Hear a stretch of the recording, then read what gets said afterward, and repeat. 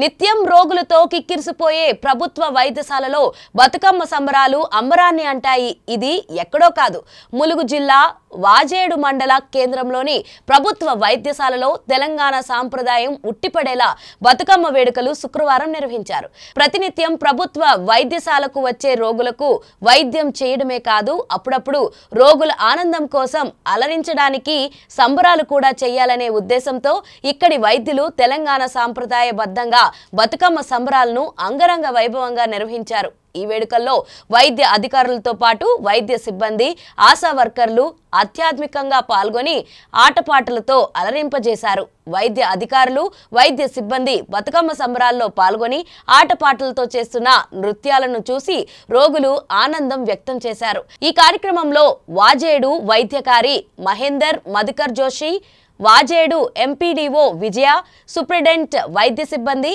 ఆశా వర్కర్లు తదితరులు పాల్గొన్నారు.